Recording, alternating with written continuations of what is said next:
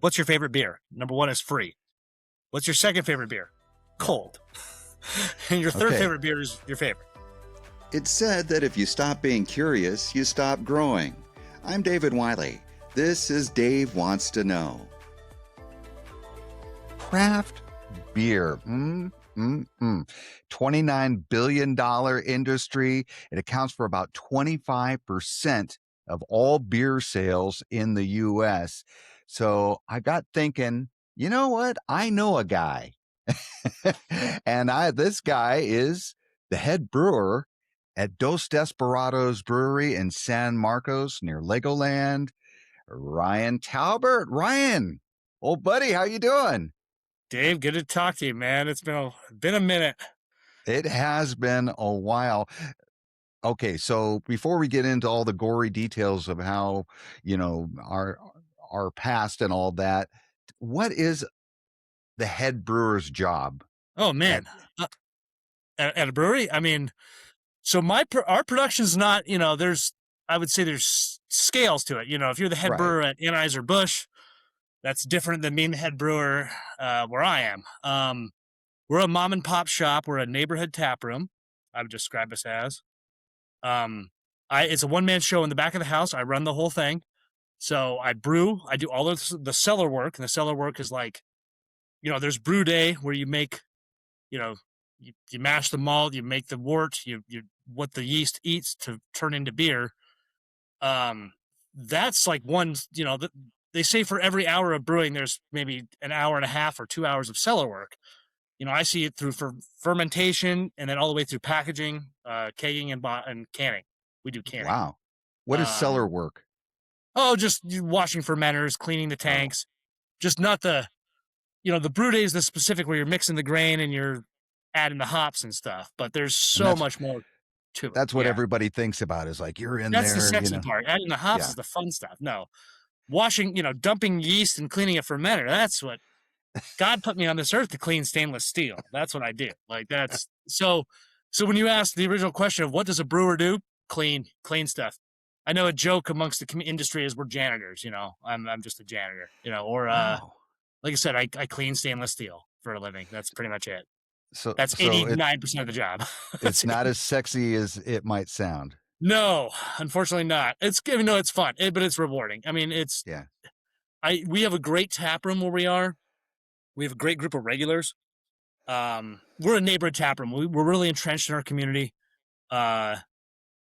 I see the same, this kind of sounds terrible. I see the same, 5 or 6 or 10 faces every day when I get off work. They're in the tap room, ready. They work their jobs. They come down. They have their mugs. We have a mug club. It's the same, the same slew of people every day, and it's great. It's fun. What do you think it is about? I provide them what they enjoy, and that's what I'm a craftsman. You're right. It's craft brewing. It's not just big market faceless. I couldn't tell you who the head brewer of Anheuser-Busch is, but amongst the industry, there's Tommy Arthur. He's the head brewer at Lost Abbey. There's names that stick out. David Cook, even at Sam Adams, that's a big craft brewery. And the guy from the commercials, he's there and stuff like, that, but the industry's gone through a slew. You just quoted 25% of market share. Yeah. That's more than I thought. I actually thought it was closer to 20. I thought 1 in 5 people drank craft beer, but the industry's in a weird spot right now too. And not to go down a different rabbit hole, craft beer experienced its first downturn, 2024, I think. The economic numbers were the first time it ever took a slight, the wave is cresting now. More people are turning to non-alcoholic. Non-alcoholic is crazy busy right now. Interesting. Athletic Brewing is the biggest brewery in America right now, and they're a completely non-alcoholic brand. You can buy them in Sprouts and stuff. Young people aren't drinking. Generation Z or whatever they call them. They're not like your sons. They're not drinking. They're not drinkers. They do not. I know. Yeah, your kids' age. They do not. When we were 20 years old, what were we trying to do? We were trying to score beer, right? And just young people are not into it, whether it's health or maybe even like a countercultural thing to what the parents, would do. They say, when the parents, if this is the hippie, the baby boomer and the hippie generation, kind of Generation X, Right. partied, and the kids don't want to do that. I don't know. It's weird. Alcohol's in a Interesting. weird spot right now. San Diego. We're in San Diego County. We're still doing, for every brewery that goes out, we're still about 1 for 1. For everyone that goes out, one comes in. But nationally, it's the first ever year of a downturn. So we'll Now, see. I It's know, just well, interesting thought. it's interesting you say downturn because when I go to the ones in our area where I live, they're usually pretty busy. Nice. But maybe I'm just hitting it at a good time. Or the Yeah, I want to neighborhood talk. tap room. I mean, if you guys are local, the neighborhood, that's the model's getting funny too, where you either have to be hyper huge, you got to be Stone or Sierra Nevada or, Right. New Belgium, or you got to be big, big, big, or you got to be hyper local and you got to focus on your community and just, the taproom sales do way better in house if you can keep it that way. You just need, it's like, Regulars. well, or wholesale. Wholesale doesn't, if you want, you make less money in wholesale, right? So unless you sell, thousands upon thousands of kegs for cheaper, you can eat that cost. But if you want to, if you sell pint by pint by pint, in house is where the money's at. Yeah, But profit margin's pretty high, I imagine. exactly, yeah. Yeah. So let's go back to when you and I met. And I'm trying to think 15, It was 16, November of oh, 2008. I know exactly what it was. 2008. So, okay, about 18 years ago. Uh, is that crazy? Well, 17, I guess, but yeah, it would have been, 17. Yeah. yeah. So I'm working at an LA area radio station and you have family that was in radio. So that was kind of something you wanted to do. I was motivated. Yeah. I remember being in high school and all my friends would tell me, gosh, you sound like a game show host. You should be a game show host. I was like, God, that sounds great. Heck yeah. But the trouble is there's only one Pat Sajak and there's only one Ryan Seacrest and there's only one Alex Trebek and there's only one, it's a great gig if you can get it. But so when I was, I was like, I was 18, I think still, 19, whatever it was. My first year in college or so, coming out. Our general manager's daughter I went to high school with, and that's why I kind of got the in to get where we were. Yeah. So you came in as kind of an intern at first. I think Oh yeah. you eventually were like a producer for us. Well, sort of. Yeah. I mean, it was kind of after I think we Ish moved on with the next show. I got kind of a promotion, but not even hardly. Just I think in title only. title only. Um, Yeah, but that happens a lot in radio. yeah, not much But came of it that way, except just more responsibility. But no, I mean, I loved getting up in the morning was fun. It's hard to be in 20. I'll tell you this too. I remember being 22, still yeah, in college. Yeah, working the morning show with you, and $2 Tuesday, $2 cocktails at the bar on a Tuesday night, and it's like it's 1:45 in the morning. I'm like, I'm waking up at like 4:30. so do you have any from that time? I know um there's always good with the bad, bad with the good. What are good memories you have from that Oh man, time? People, I know we met a lot of celebrities back then, yeah, oh yeah. which was kind of fun. Any favorite stories or times that you remember? Radio people are awesome. Radio people are wonderful people. They really are. I remember, you know, my father in radio always told me that too, that, you guys were, it was fun. I remember, Dave, some of my best stories are coming over to you in the newsroom. And because you had segments periodically throughout the hour. You weren't on all the time, unless Right. there's breaking news or something. But uh, you and I would always make the jokes of like, I still do, Dave, I still do this to today, where, oh, Dexy's Midnight Runners, oh, that's my favorite song by them. Yeah. Oh, Eddie Grant. Famous, This is my favorite Eddie Grant song. Electric couple of Avenue. one-hit wonders. Yeah. Top three for sure. Sure. I still do that to the guys at work right now. And I remember that there was a rock station in the same building, and Oh, yeah. Rob Halford from Judas Priest, who's one of my favorite singers of all time. I'm a rocker from that Yeah. period. he came in, and from then on, you and I had this kind of inside joke that he was a friend of the show. Friend of the show, Rob Halford, Right. close personal friend. Any celebrity that ever called in Yeah. or waltzed in, hung over themselves. Oh gosh, I remember Matt, because sometimes I would chaperone them down the hall. They'd start down the hall, Right. and I'd bring them over. Bill Bellamy, he was on like Mad TV, Yeah. I think. Mm-hmm. Tall comedian, and he was Sure. like, "Hey man, I'm chilling." I'm like, "Hey, what's up? I'm bringing you over." And he's like, "Yeah, man, I've been drinking tequila in the limo on the way over." I'm like, "Cool, dude." Oh It's boy. like 7:45 in the morning. Cool, man. I think it was Get it? Pauly Shore couldn't lift his head off the counter. Oh gosh, I, that was I actually, won't. I think that was just before my time. I never met Pauly, but Well, I won't. I won't speculate why. Let's just say he was very tired.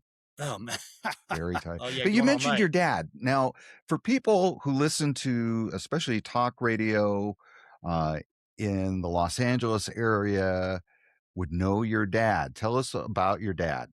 Well, my father was his on air name was Mike O'Brien. Um, that would he was on KFI in the KNX. sky. Well, yeah, the last 8 years or so Yeah. was KFI.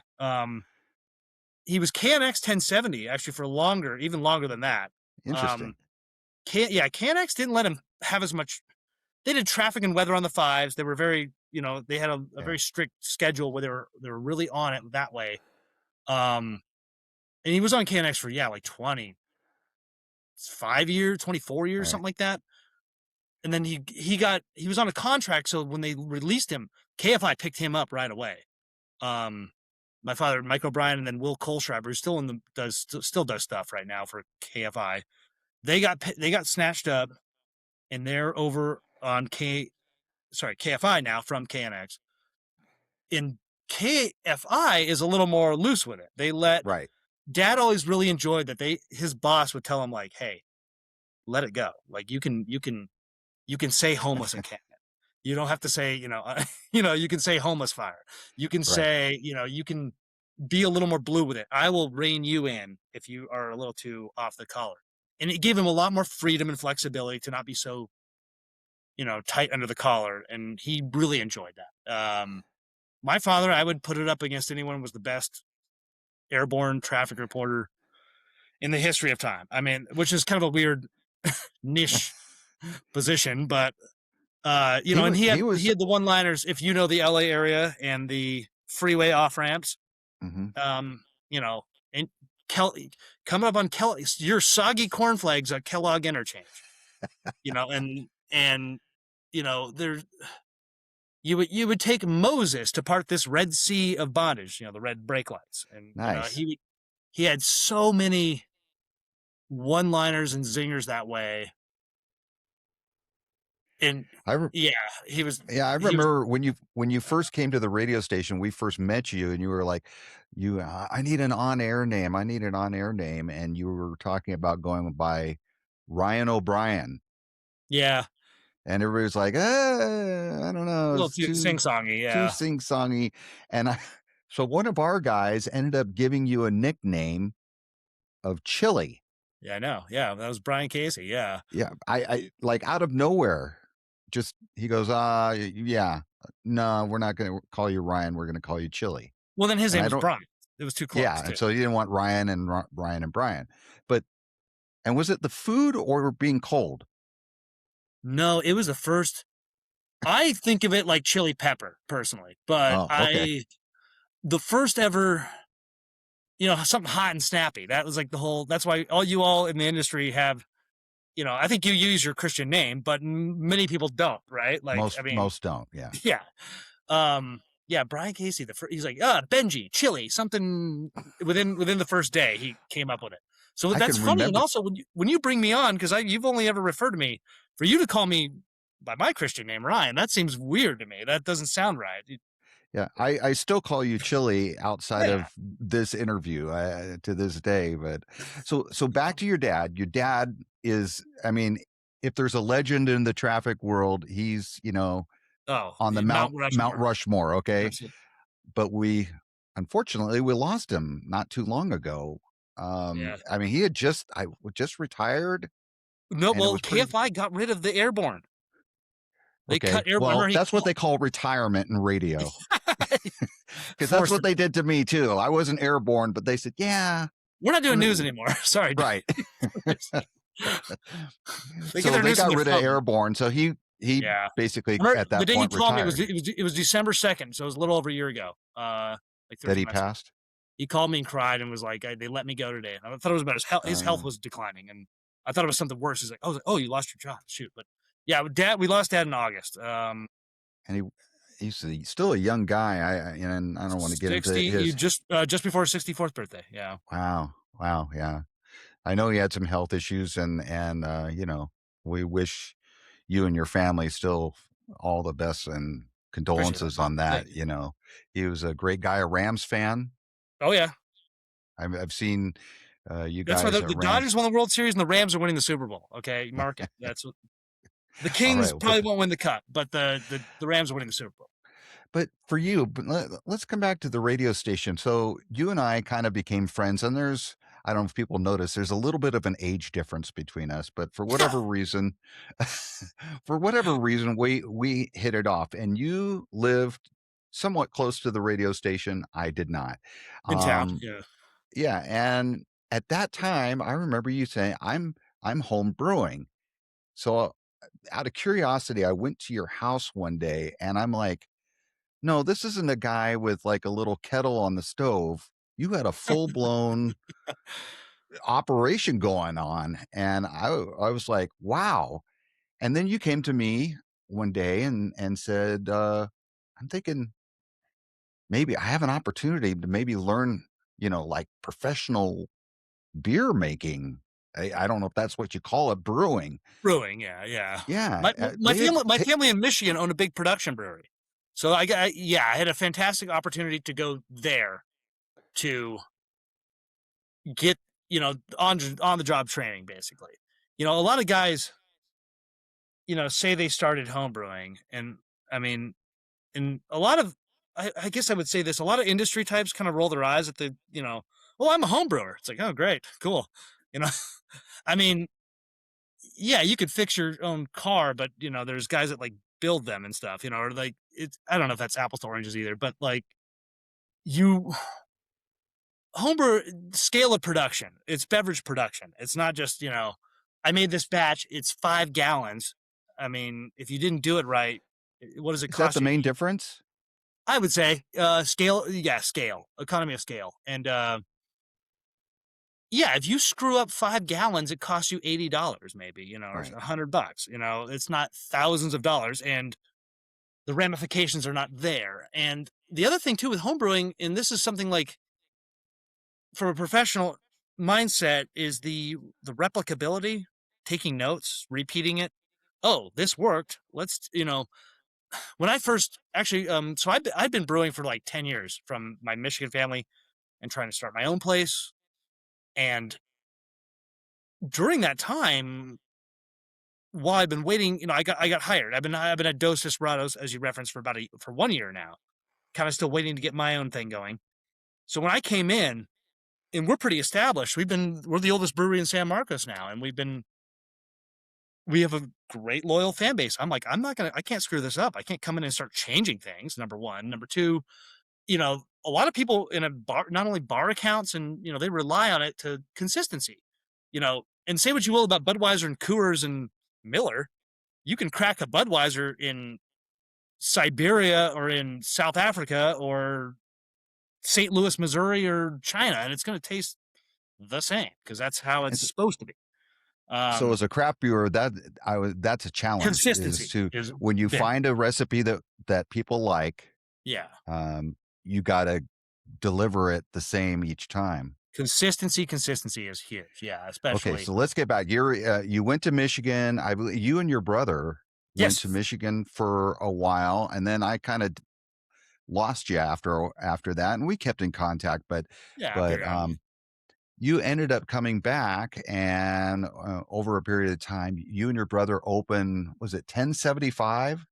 That is what we're the family brewery. Yes, that we're working on. So it was open for a while, was it not? We opened. we got our alcohol license with the state of California. We Right. had a building, we had a property, we have equipment. We opened up, and kind of without getting into details, we didn't like tell the city we're going to open a business, and they didn't like Oh, that. So, well, yeah. Okay. So, oh no, okay, I take it back. Sorry, we had a business license with the city. We didn't have some of the occupancies and inspections they want to see. That's more what it was as a public gathering so space. you might have put the cart before the horse a little bit. Well, I'd say we were much more team ask for forgiveness, not permission types. That we Yeah. wanted to. We had a building. Hey, we're just fixing it up. We're tenants. We own this. Right. We're Right. Right. this is tenant improvement, TI they call it. You know, oh, we have to do what? Oh, sorry. Oh, okay. And we just thought like, oh, we'll just okay, we'll go along with what they Or want. They go, no, no, no, no, no. They kind of put the moratorium down on us until we get a lot of. yeah. I mean, without the government, Dave, how could we do anything? I just don't know. I I don't know know. we're all helpless without them. And Thank you, government. Thank you. having stepped foot in some of the local microbreweries here, Sure. um, I've talked to some of them, and they've explained to me about the amount of loopholes and rules and regulations that just to get the door open. So Yeah, when every I city and when every I county is a little different, but right, yeah, yeah. I mean, Yeah, when I heard your story and your struggles, again, not getting into the details, but it seems like I've heard this from more than one sure. brewer. It's very So, bureaucratic, and yeah, and I was gonna say the fun thing is this is the ripple effect from prohibition. This is a 100-year ripple effect from really? How yes, so? absolutely, yeah. Like England and Canada, if you go to a different country, to Australia, whatever, they didn't have a prohibition. There's no, alcohol regulation's way different. In this country, it's because of prohibition. Every state's different that way. Um, and even as it's as strict as California is as a state on many legal things and laws, and Right. California's actually pretty cool with alcohol as far as like would have a way harder time in Utah getting an alcohol license. And even in Texas and Florida, as loose as they are on guns and certain things, they're pretty strict on alcohol. And county Interesting. by county is different. California is pretty, actually, I would say slow with the California process, slow, bureaucratic to send stuff to Sacramento, but relatively not that hard to work with. Easier than you might imagine. And I don't want to give California too much credit, but not too bad actually. Okay. But Let's get away from the government. Let's talk beer. oh, Okay. you want to talk to the government? All right. So you're a brewer. So Yes. you know what the beer is supposed to taste like. You know what goes into the beer. So educate us. I mean, guys like me just go in and I look and I'm like, Heck yeah. they have all these funny names, IPA, a lager, you know, I was just what saying, on is a side going note, on? How I do I brought know? Oh, I was there's saying, the 1075. I brought one Yeah. of my beers. I brewed this, I think, 2 years ago because we've been shut down in the bureaucratic process, and I want to try it. And I don't know if it's going to taste any It's good. It might 2 years. All right. it Here might be we quite go. terrible. 1075. It might be quite terrible. It's a stout, And so stouts hold it's up just good with time. oh, that is a It's a thick. dark. It's a stout. Yeah, it's an oatmeal stout. Are we allowed to drink on the David Wiley podcast? I don't know. You make the rules, don't you? Yeah, go ahead. You're in charge. All right. It might be terrible, so I don't know yet. But Would you tell me if it was? roasty stout. You know what? For time, that held up pretty dang decent. So I'll take it. So I'll All sip on it. right. Okay, all right. To answer, all right. Is So for a normal gentleman who walks in the bar, and I don't, yeah, I just want something. I don't know. Do I want something strong? Do I want something light? What do you got? people ask me What a do you, lot what my favorite beer is. uh, And okay, there's all right. Side anecdote. The anecdote is, what's your favorite beer? Number one is free. What's your second favorite beer? yeah. Cold. And your third Okay. favorite beer is your favorite. Okay. So And free, people ask me, cold. what's your free, cold, and then your favorite. People ask me a lot too, is what's your favorite beer? And I go, well, that depends. The way I see it, there's a slew of variables of what time of day is it? What's the weather like, especially? Are we eating a meal? Is it, if it's 110 degrees and I'm in Lake Havasu, I'll drink 15 Michelob Ultras. But if it's a snowy cabin in Mammoth, responsibly.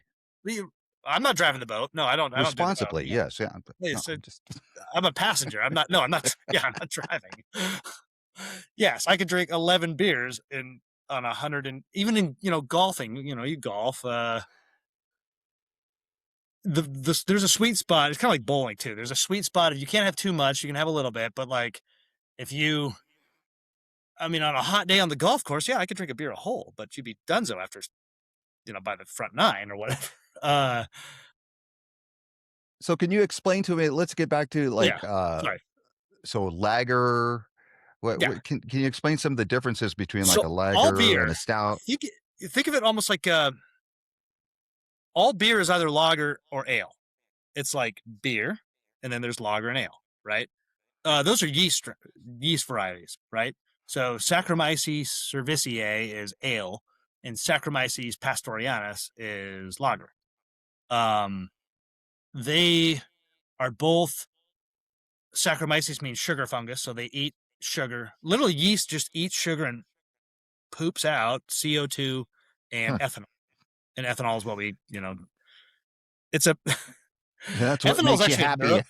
well, yeah, ethanol is actually a neurotoxin, like, and it will kill you. But at a low dosage, it makes us It can feel be a lot of funny. fun, yeah. Yeah, that's the whole thing. So, fermentation can occur. Wine is fermented, beer is fermented, kombucha is fermented, hard cider would be fermented. Cider and wine are in one family, and then beer is in another. So to speak. Beer gets you need sugar to make alcohol, basically. So beer sugar comes from grain, and it's malted barley, overwhelmingly. There's wheat in some beers, there's oats in some beers, but overwhelmingly it's malted barley. And so carbohydrate sugars, you mix, you break open this barley, you mix it with hot water, almost like you're making a pot of coffee, just it's big.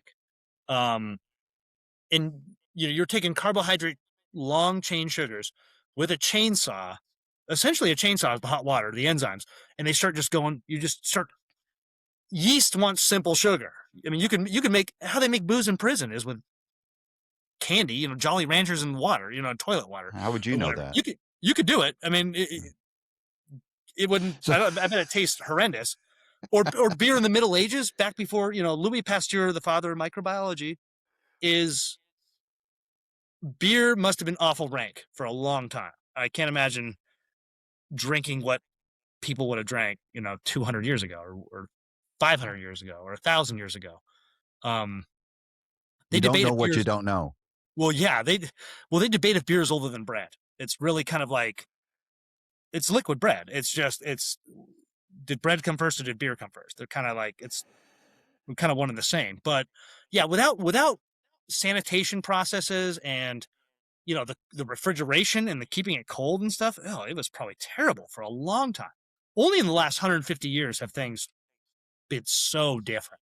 I mean, from the Industrial Revolution onward, and understanding the science of like water chemistry and microbiology, and it's gone. It's really a science.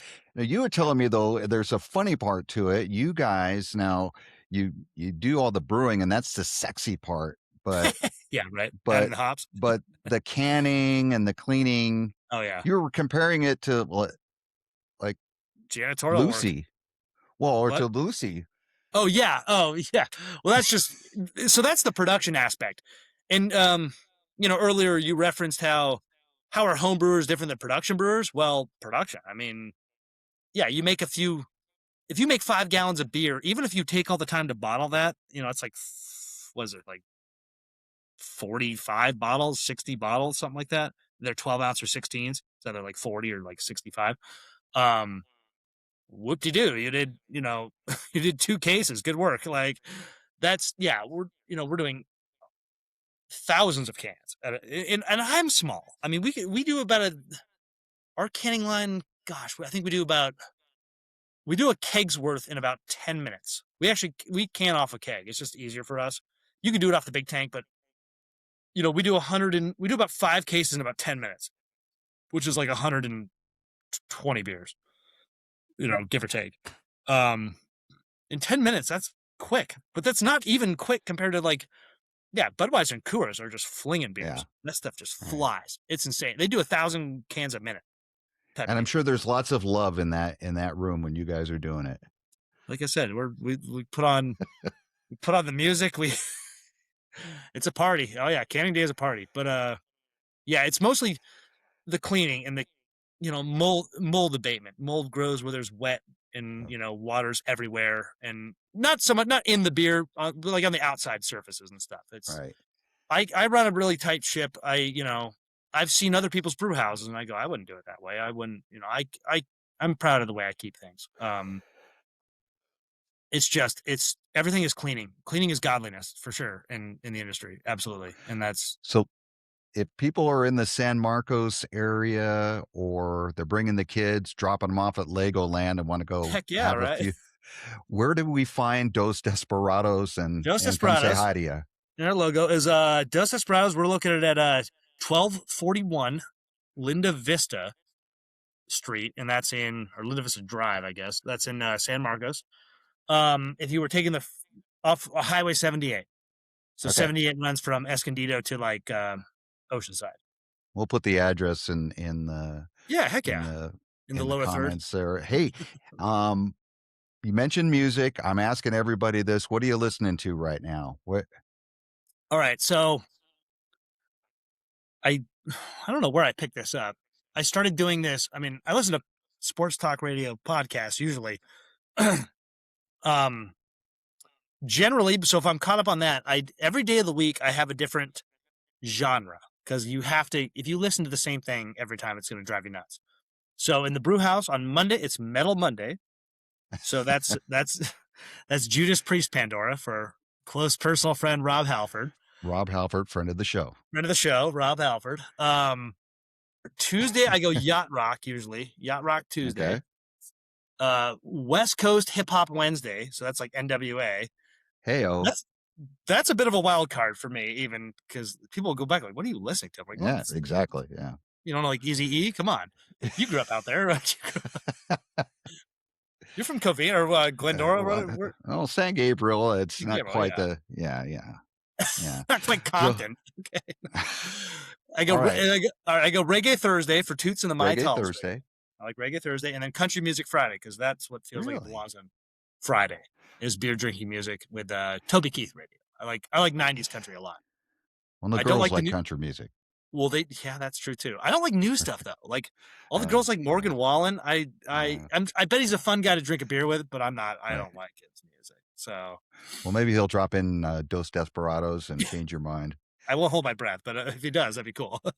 One final question. There's another one I want to ask everybody. Bigfoot, real or not? Bigfoot. Oh gosh. Not quick. It would be cool if he was real, but I just feel like we would have found a carcass over how many years, and we would have found some. I mean, there's a lot. Gosh, what was I heard about the thing the other day, the San Gabriels in like Mount Baldy or whatever. Yeah. They were throwing rocks, and apparently that's a thing. But if he exists everywhere from Seattle to like Florida, and we've never found a dead one, how is that possible? So I don't know. So you want to believe. Kind of, yeah. I'm open-minded to that. It could exist, but it just doesn't. We would have found a dead one by now. Where's the skeleton? Where's the Bigfoot skeleton? Well, I'll tell you what. You and I need to get together at Dos Desperados and have a couple and talk about Bigfoot. All right. All right. Well, let me know. I listen to Coast if I'm up late enough, driving late enough. I'm open-minded to stuff. Or maybe it's an alien or an extra outer dimensional thing. Maybe if that's the case, then that's beyond explanation. But if we have dinosaur skeletons, why don't we have a Bigfoot skeleton? Good question. We'll leave it there. Ryan Talbert, head brewer at Dos Desperados and a good friend of mine, enjoying some 1075 brew. And thanks for being with us and talking about beer and radio and, of course, your dad. It's been fun to see you and catching up. Dave, it's been a real pleasure. This was a lot of fun. It's been great to talk to you. And yeah, man, I mean, anytime you want to drink a beer and talk, I can talk about beer for hours. But we only did like 30 minutes, so Well, maybe we can have you back, and we'll do that. anytime. All right, bud.